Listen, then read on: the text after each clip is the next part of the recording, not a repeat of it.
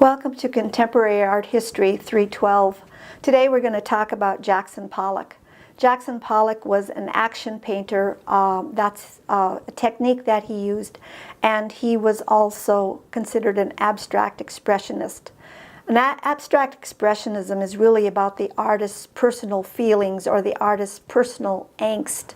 It's quite different than anything that had come before it, because lots of art before this was about, some of it might have been about philosophy, especially since about 1913, where artists started creating more philosophical works than they had done earlier. But never had there been a style so much about the artists themselves. And these are paintings that the artist's personal mark becomes important. Jackson Pollock would use the same mark over and over again in his work. And so what he did is he didn't use paintbrushes to paint his work. What he did is he used sticks or whatever, dipped them into paint cans, and then dribbled paint on canvas that was lying on the floor.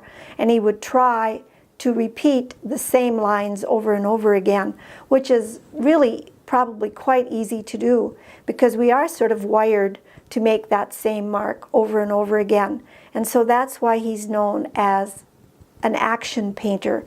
So the work is abstract expressionist because it's his expression, and it's action painting because he's actually moving around the canvas, not just standing in front of it, and also trying to make this statement about what's coming out of his psyche.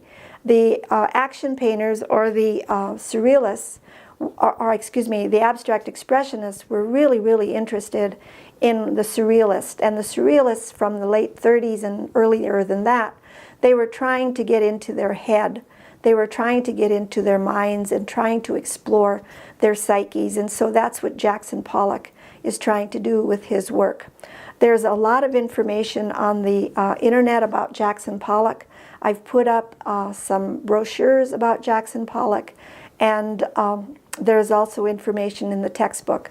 So when you are done reading about Jackson Pollock and finding your images, then you will do your referential Jackson Pollock. It's messy, so you want to put down a lot of newspaper, but it's a lot of fun. Good luck with this exercise.